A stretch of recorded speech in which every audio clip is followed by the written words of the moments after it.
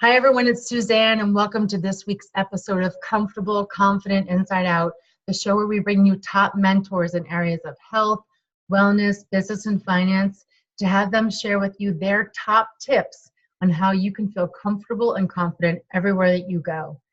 So I'm really happy today because we have on a special guest who is going to share with us all about sugar cravings. So let me ask you, do you struggle with sugar cravings?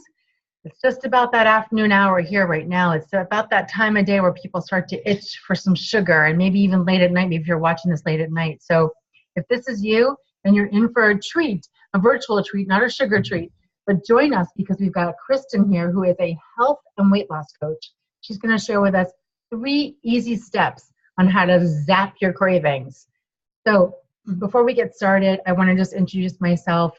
My name is Suzanne Gundersen. I'm a holistic stress relief mentor, and I help people to relieve anxiety on demand, resolve chronic stress, and build self-confidence. That way they can shift into direction with what it is that they truly want in life and love. So I want to say hello to Kristin. Welcome, Kristin. Thank you so much for being here and joining us today.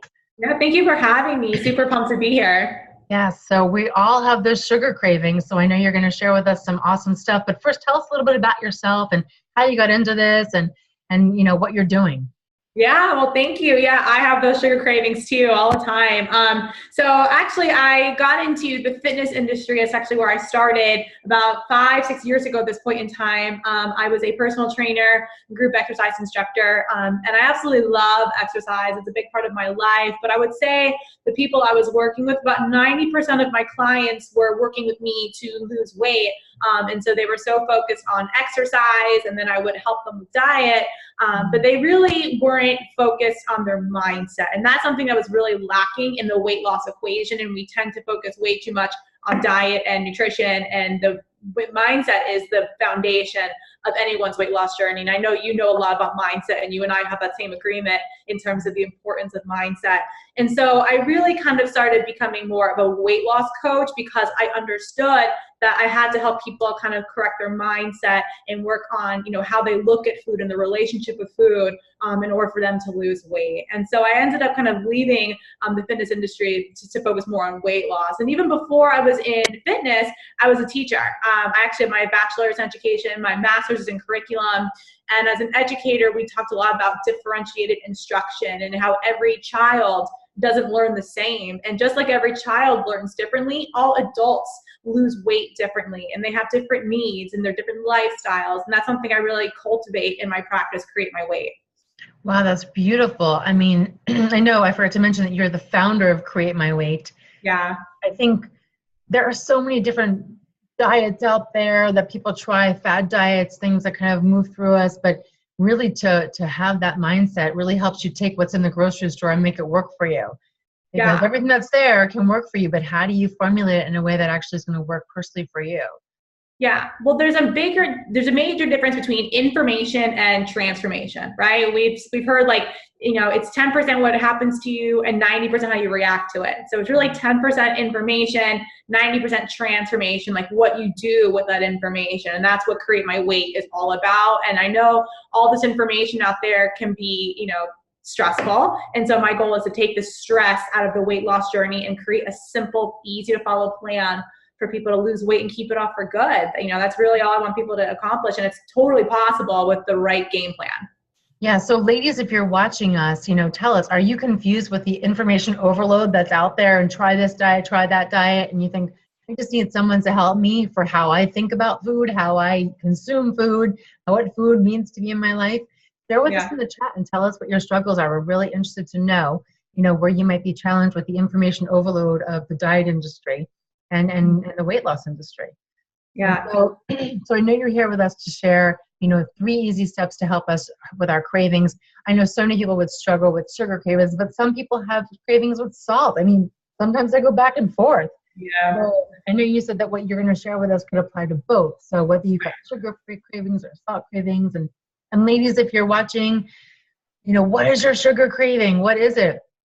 For me, it used to be chocolate chip cookies. I used to love chocolate chip cookies. Oh, I do too. Yeah. And then I think pretzels. I was like licking the bottom of the pretzel bag to get the salt out of there sometimes. Like, so share with us, like, what was your thing? What was your sugar? What is your sugar craving? What is your salty craving? We want to know.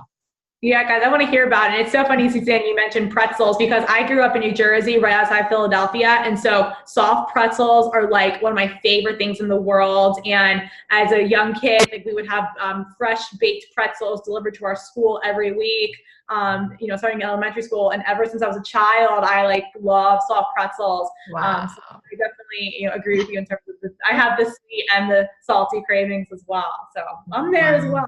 I get it. Well, yeah, share with us what you've got going on, ladies. That way we know what your salty and sugary cravings are. And Kristin, just let's get to it. Tell us, how do we get started on zapping these cravings for ourselves? Absolutely, guys. Okay, so obviously the first thing you have to look at is like what's kind of causing these cravings. And Suzanne, this is something that you work on a lot with the people in your group. The number one cause of these cravings is actually stress. A lot of us tend to be stress eaters. We tend to pick on foods as comfort when we're stressed, whether like in the middle of the afternoon, for example, and you're working and you're wanting that chocolate or the crunchy snack. And oftentimes I associate crunch with like stress, and it kind of like helps to alleviate stress a little bit. So my number one tip for reducing cravings is to manage your stress, whether it be through your tapping, getting enough sleep at night. All those things are important in terms of, cutting the cravings. So my number one recommendation is to reduce your stress, because stress is oftentimes one of the biggest components of cravings. It makes so much sense as to why we have these parts of the day that we may be having more cravings than other times of day, because stress just mounts up on us all day long throughout the day. By the afternoon, we're just like so worn down. We need something. So we reach outside of ourselves, and then maybe even in the evening at the end of the day. So yeah, you mentioned sleep. Sleep is so important. Sleeping well, and we're doing things like tapping or meditation or whatever it is that you do to help calm yourself down. What a great, great tip to know about. Just help ourselves really have self-care. Yeah, absolutely. And that's really a big part of if anyone looking to lose weight, it is taking care of yourself from within. It's not just what you put into your body. It's like the emotions in your body. Losing weight is an emotional roller coaster. It's one of the hardest things we can face in our life. And so that's why, the mindset is really, really key there. So stress causes cravings. Something else that causes cravings is either undereating or overeating. Okay. And I'll explain the difference between the two. So for example, I work with some people almost say I barely eat during the day because I'm so busy. And then at nighttime, I just want to eat everything. And they're especially craving carbohydrates because they're tired and they're underfed, and they're looking for that quick source of energy throughout the day.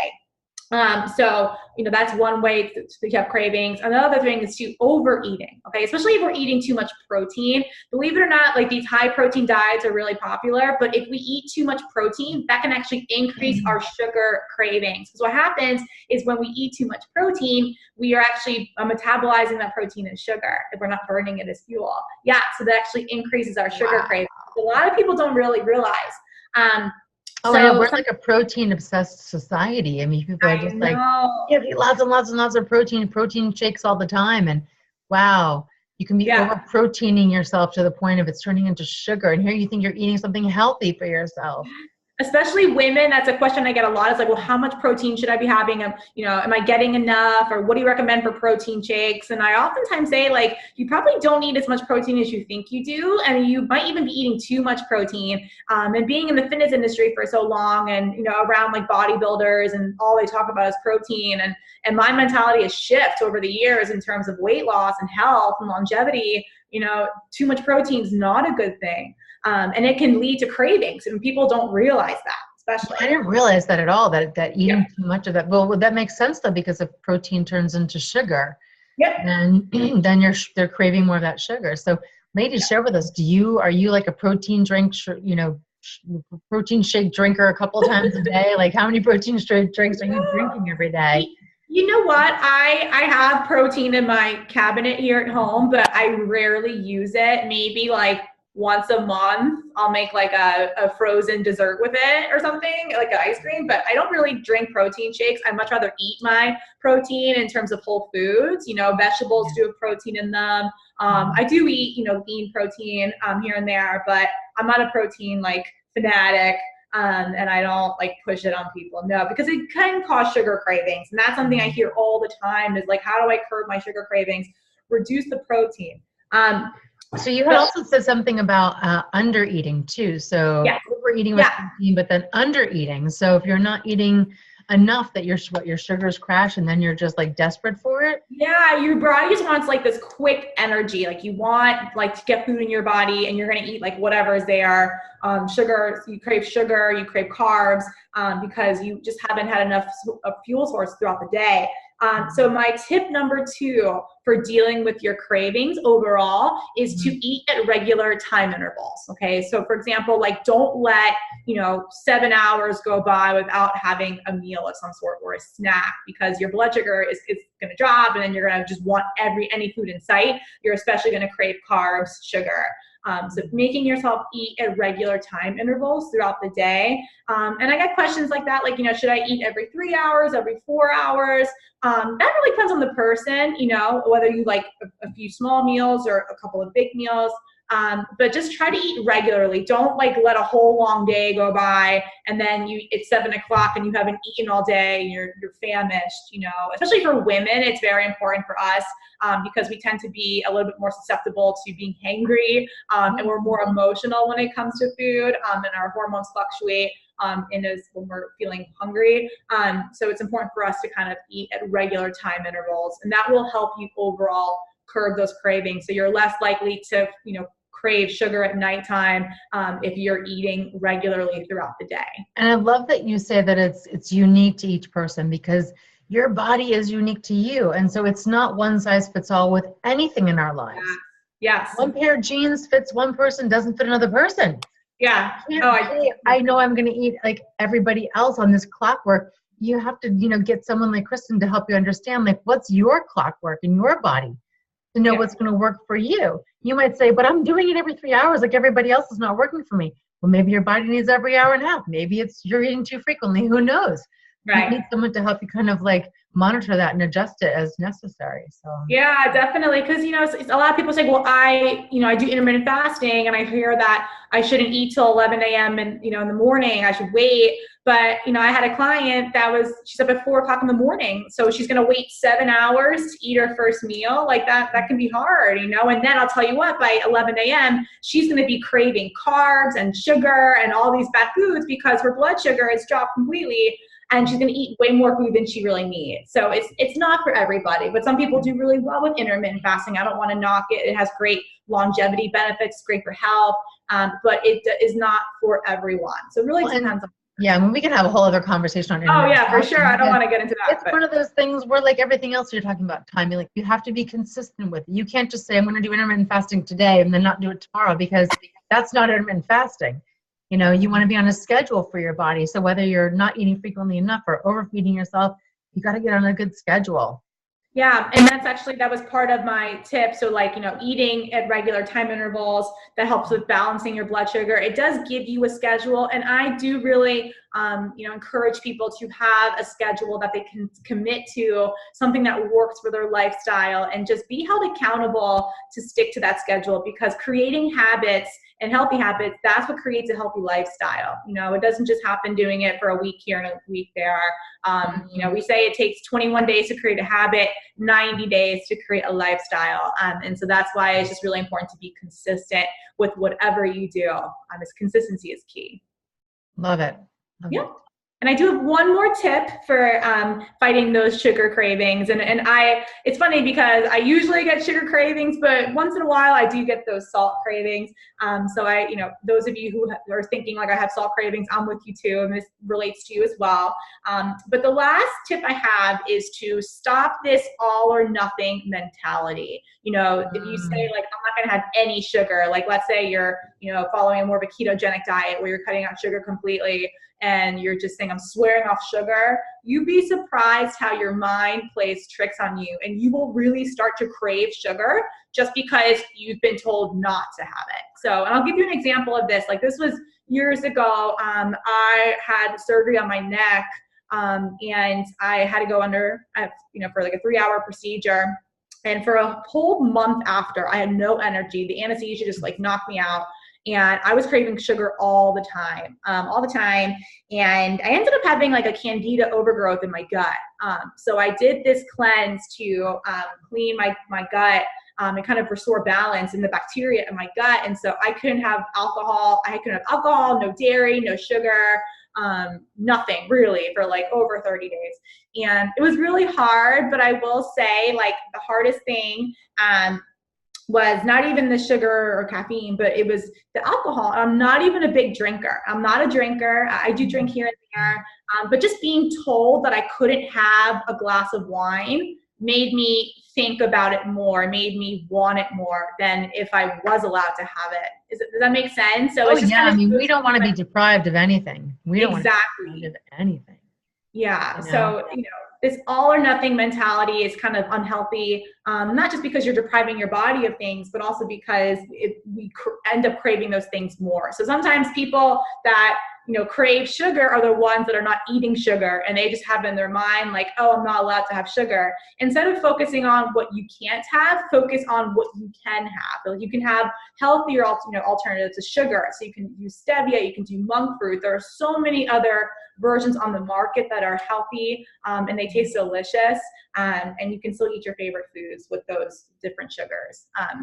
But that's definitely something. So not having that all or nothing mentality, that's not healthy, and that's not a sustainable way to have a lifestyle. Yeah, no. And ladies, share with us, like, are you self-critical of yourself? Do you have are you compassionate enough to say, you know what, I'm allowed to have a square of chocolate today. I'm going to give myself, half a glass of wine, or, eat that salty thing.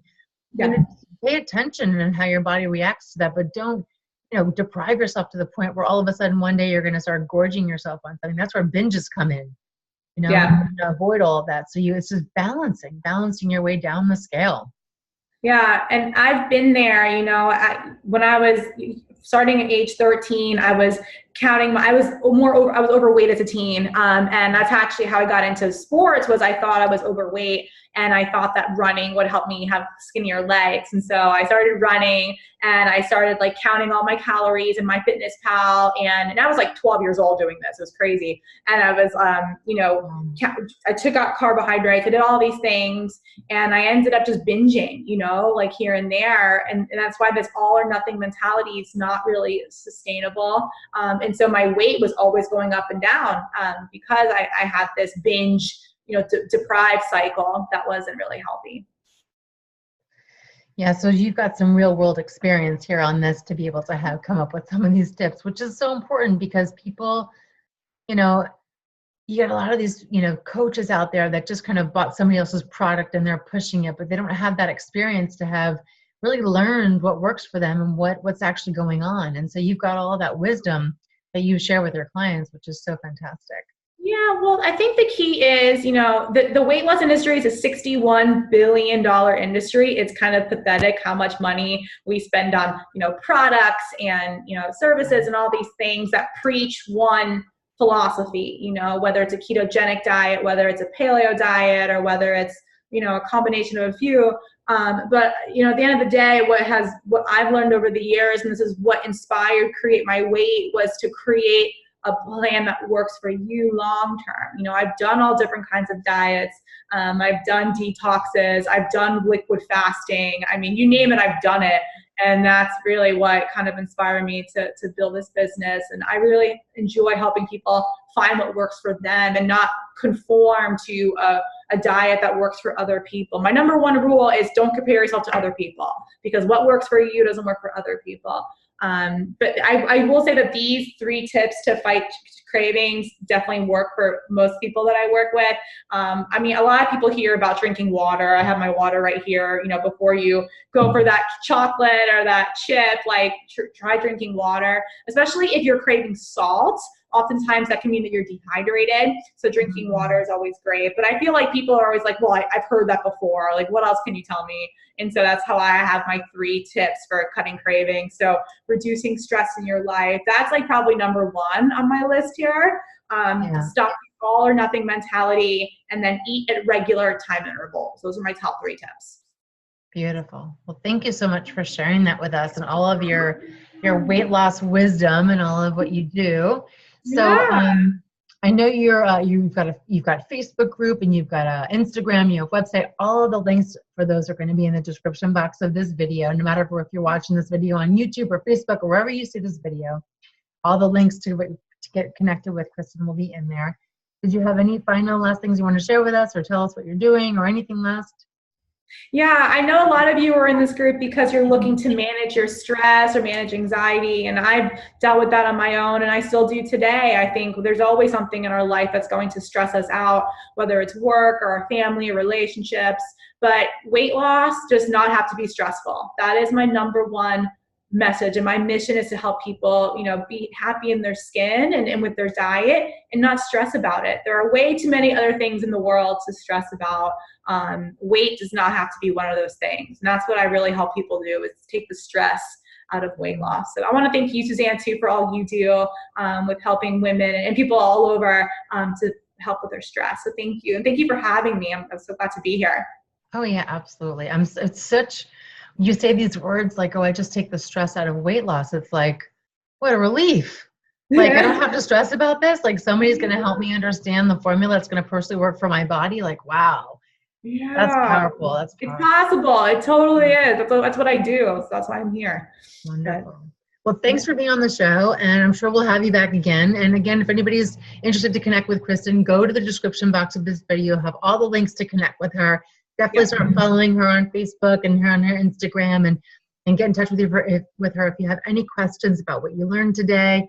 If you have any questions about what you heard, also pop them in the video chat, whether it's, wherever you're watching this, the comments section, and we'll happily get back to you and connect you with whatever information that you might need to be able to help you zap your cravings. So absolutely. Every single week, more experts bringing to you their top tips and strategies, comfortable and confident inside out. We'll see you on the next time. Bye, everybody. Thank you. Bye.